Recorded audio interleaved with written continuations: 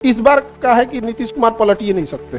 BJP और RJD में ideological difference है, दोनों की आइडियोलॉजी अलग अलग है, कंप्लीट आइडियोलॉजी अलग अलग है। तो ये दोनों गठबंधन नहीं कर पाते थे बिहार में, इसलिए नीतीश कुमार कहते थे कि तू लोग बना के दिखाओ ना सरकार। ऊपर बैठे मोदी जी कहें कि काम करते हैं, ई कभी बार बार इन्ने उन्ने करते रहते हैं। एक काम करो, इन्हीं को डाउन कर देते हैं, जाइए अब जाइए तो नहीं, अब जाके दिखाएं, नहीं जाएंगे तो लोग कहते हैं कि केंद्र में मोदी जी की सरकार नीतीश कुमार बचा के रखे, या नीतीश कुमार की सरकार मोदी जी बचा के रखे। आओ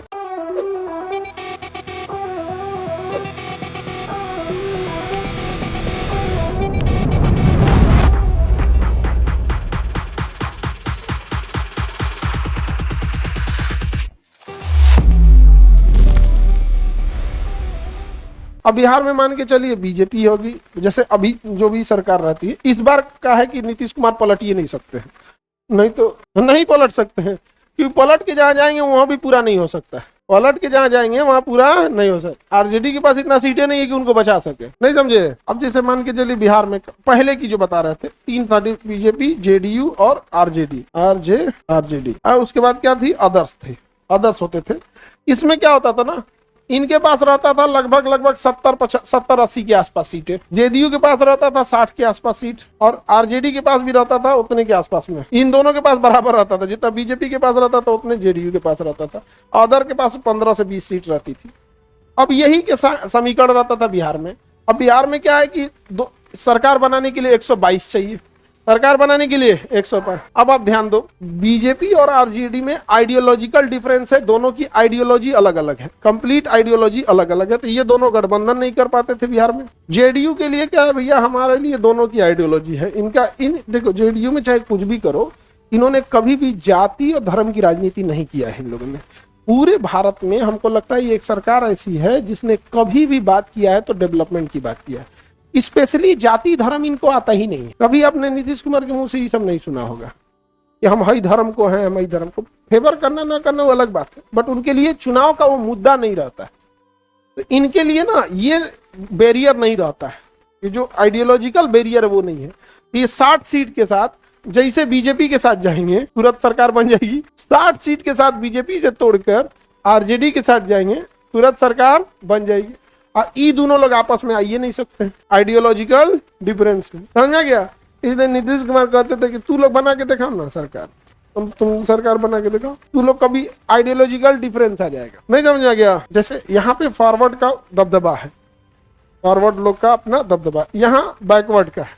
तो मेन लड़ाई इन लोग में आइडियोलॉजिकल है। इसमें क्या है, पचफोरन मसाला समझते हैं, पचफोरन मसाला, इसमें कोई वो नहीं है। आप फॉरवर्ड है, बैकवर्ड है, एससी है, एसटी है, मुस्लिम है, सिख है, ईसाई है, सब का इसमें है। तो पचफोरन मसाला है, तो कहीं से कहीं चले। इस बार क्या हुआ कि इस बार ऐसे गठबंधन पॉसिबल क्यों नहीं है। इन लोग के पास चल गया 85-80 ऐसे चला गया, इनके पास आया 25, नहीं समझा गया, इतना कम हो गया। इनके पास 20 की 24 है, 25 है, इसी टाइप का। अब आप एग्जैक्ट नहीं बता पाते, अब ध्यान नहीं हमको। अदर्स के पास 15 के आसपास सीटें, समझा गया कि नहीं आ गया अदर्स के पास। अब इस अदर्स में भी ना आप देखिएगा कि चिराग पासवान की पार्टी, हनुमान जी है इनके लिए, नहीं समझा गया। फिर जीतन राम मांझी भी इसी में है। तो इन लोग के पास अब ज्यादा हो गया।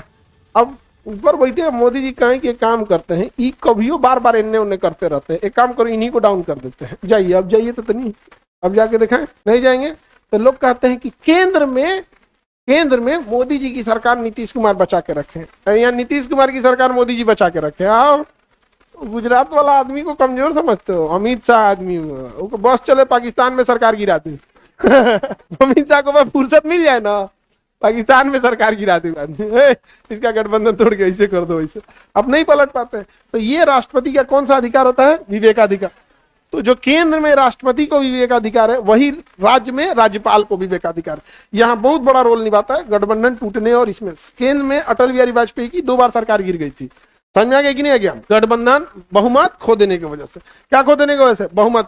जैसे अभी के टाइम पे अगर केंद्र में नरेंद्र मोदी की सरकार है, अगर आंध्र प्रदेश से और बिहार से, मतलब कोई भी अगर 15 सीट खींच देगा तो खत्म हो जाएगा। लेकिन हमको तो पढ़ाना है, तो हम तो आपको उसमें पढ़ाएंगे।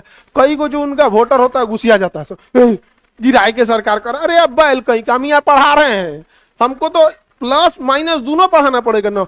देखो रहो ये सरकार गिरौतान हो, अरे हमरा कौन चीज है सरकार बनेले की नहीं ले, हमरा कौन चीज मतलब, हमारा राशन के लिए लाइन में लगाना है, हमरा कोई मतलब नहीं है। हमें घर के आगे तो इनसे सड़क बचा हुआ था तो उतने दूर बनाया था, सब बचल था, तो हम लोग ये थोड़े कहीं यहाँ तक बना, तो हम लोग अपने से ढाल दिए लोग। और 3 साल बाद जो नौकरी का था वो टूट गया, हम लोग का बचल है। तो हम बोले जाएंगे कि यहाँ सड़क ढाल दो, यहाँ पे नहीं ढला लेंगे हम अपना। तो हमको बस पढ़ाने के लिए आपको दोनों कंडीशन बताना होता है कि देखो बाबू ऐसे ये भी हो सकता है, ऐसे ये भी हो सकता है। वो सब जो वोट देता है सब, सबका अपना अपना वोटर है। अगर इनको कुछ बोले तो अभी यो गुस्से आ जाएंगे लोग, हैं 25 हुआ है तो खाली यही बार ना 25 है, अगली बार हम लोग का एगो 0 मार देंगे हम। ये भैया 243 में तुम 250 ला दो, हम कहाँ मना कर रहे हैं, टोटल 243 है बिहार में, 250 नहीं आ सकता है, नहीं समझे। आपकी इच्छा, आप जिसको वोट देना वोट दे सकते हो, नहीं मना। हाँ देखो देखो वो कह रहा है बीच में 0 डाल देने के लिए, हाँ। तो विवेक अधिकार शक्ति समझ में आ गया।